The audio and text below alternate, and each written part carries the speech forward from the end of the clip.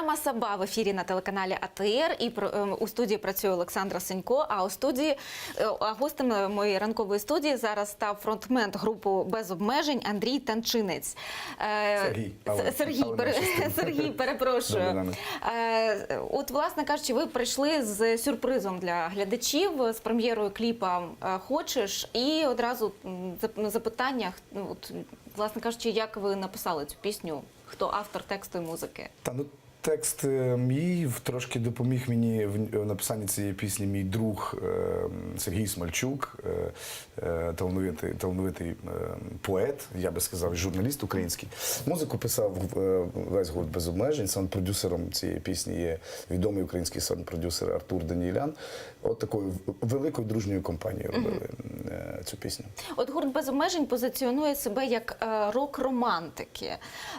І перед ефіром ви зазначили, що рок-музиканти завжди пишуть для себе, майже весь час пишуть для себе самостійно. А ким ви надихаєтесь? Чиєю поезією? Там, зі сучасних українських авторів, чи не тільки українських? Для мене є безперечним таким якісним поетом Андрій Хливнюк.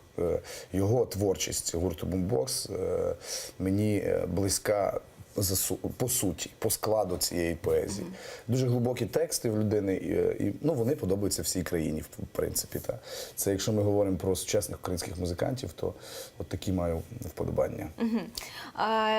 Я хотіла, власне кажучи, трошки розпитати про кліп, хто його знімав і де це відбувалось? Саша Лазарєв, режисер кліпу, Олег Ходачук, генеральний продюсер кліпу, Максим Ткаченко, продюсер кліпу. Велика команда нас працювала над цим кліпом. Зйомки відбувалися в павільйоні знімальному. Було дуже весело. Початок зйомки почався аж о 8 ранку і закінчився о 11 годині вечора. Весь цей день ми плідно працювали.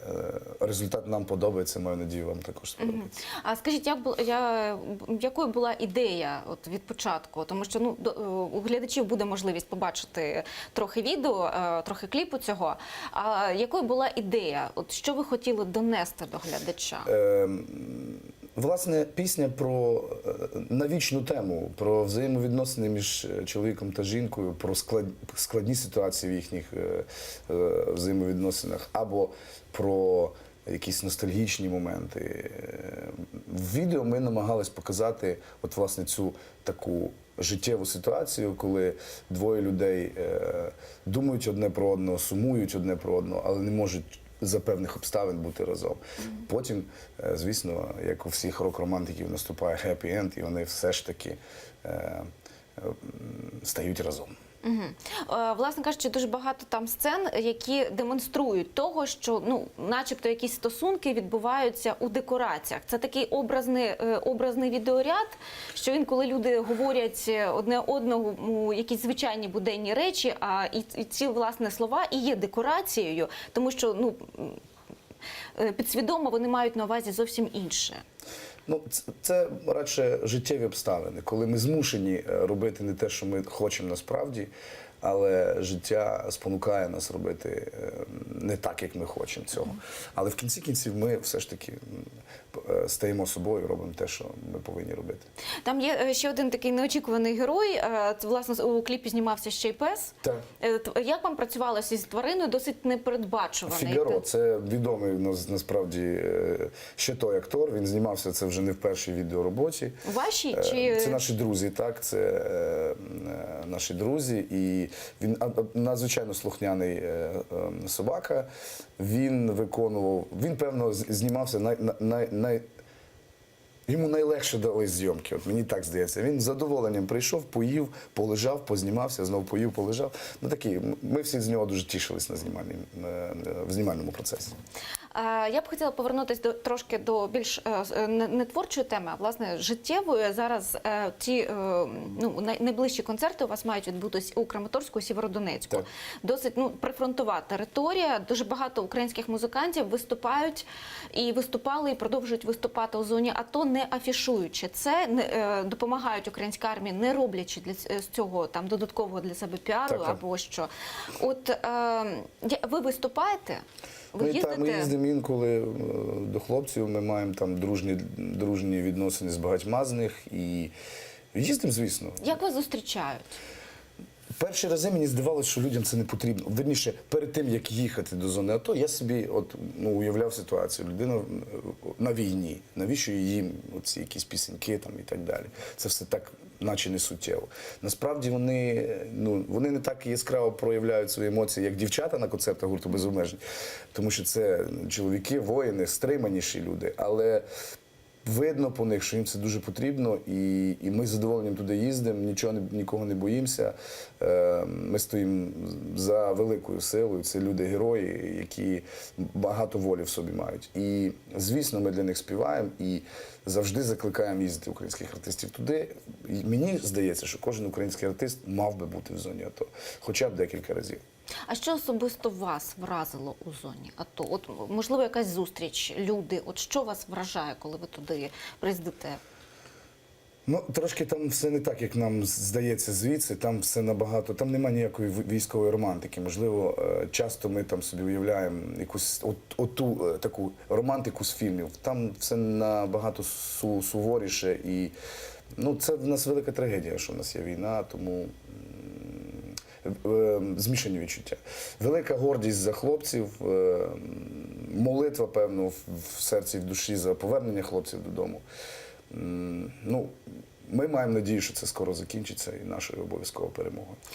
На жаль, війна, вона не тільки приносить страждання, вона повсякчас для творчих людей є ще й джерелом натхнення. Тобто і Ремарк, і Гемінгуей, і досить багато відомих авторів знаходили для себе, творили завдяки присутності на війні досить багато важливих текстів.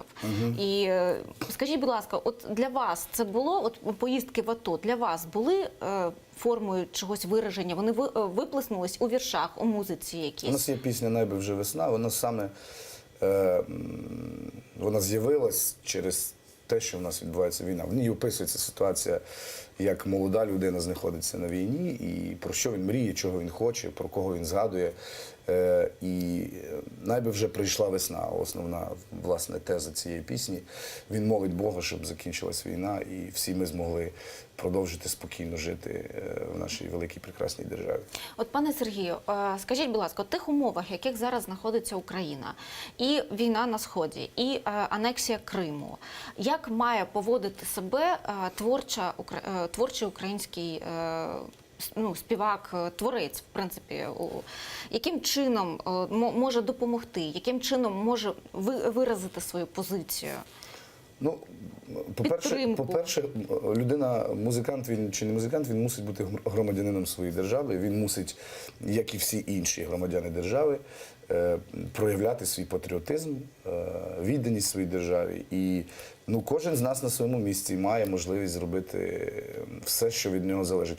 Принаймні не порушувати правила дорожнього руху, намагатися бути людяним і так далі. Це не обов'язково якісь героїчні вчинки.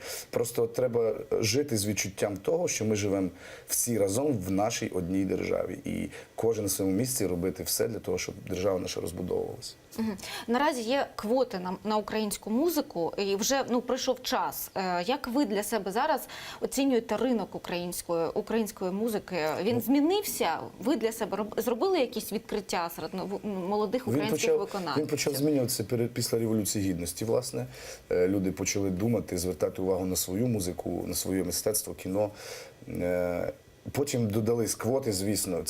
Це світова практика щодо квот. І, безумовно, це приносить користь, тому що ми захищаємо свій вітчизняний продукт, медійний продукт. Яким чином це виховує ще й смак глядача? Це впливає? Ти вмикаєш радіостанцію або телевізійний канал, і там грає не російська низькоякісна якась музика, а грає українська. Окей, часами не завжди якість там в нас світового рівня. Багато редакторів говорили про те, що в нас нема поки що якісної музики. Але кількість переростатиме в якість з часом 2, 3, 5, 10 років. І музика українська має всі шанси ставати світовим рівнем. Тому що таких талановитих людей українців ще треба пошукати.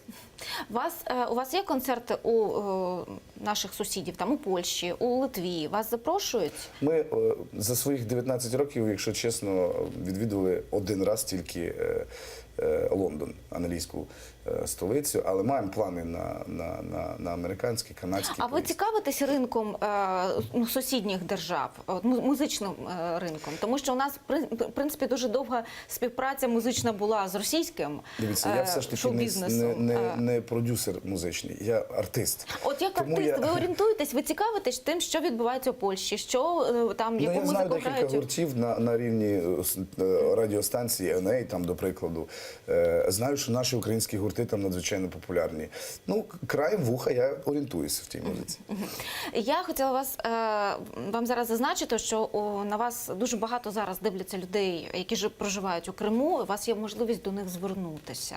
От що б ви могли їм зараз сказати? Я, якщо чесно, за Кримом сумую. Ми там часто відпочивали. Є такий мис Фіолент. І це надзвичайно гарна природа, гарні люди. Я хочу, щоб ви знали, я впевнений, ви про це знаєте. Про вас тут пам'ятають, за вами сумують. І люди на своїх місцях роблять все від себе залежне для того, щоб ви повернулись додому. І я впевнений, рано чи пізно так буде. Вам терпіння і Божої допомоги. Зараз у нас є можливість переглянути відео гурту «Без обмежень». Соліст Андрій Танчинець був гостем цього ранку. Пісня називається «Хочеш», а після цього Єлизавета Цареградська з новинами «Заман» про найактуальніші події у світі, які відбулись на цей час.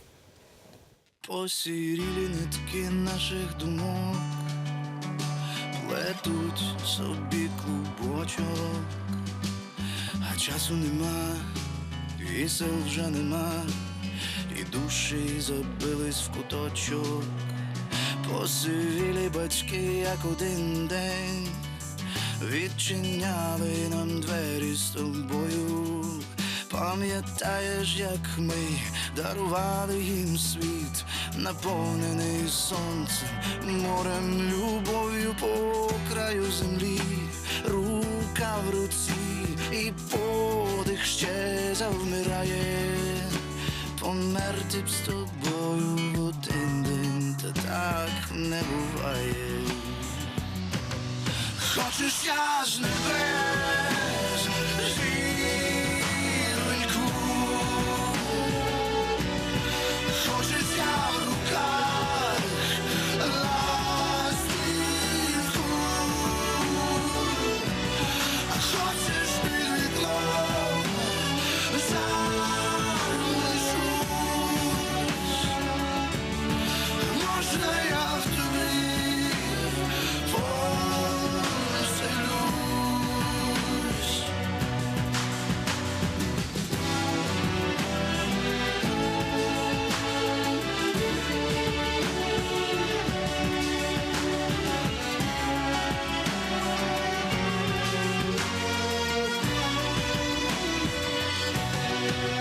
Закарбовані спогади назавжди не дають спокійно спати.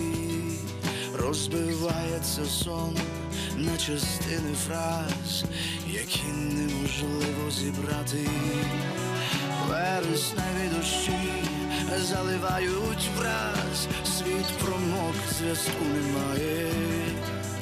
А як хочеться знов відчувати нас, наповнених сонцем, любов'ю до краю, мій демон і Бог, назавжди вдвох, душа навік присягає. Померти б з тобою в один день, померти б з тобою в один день, та так не буває. Хочеш, я з небес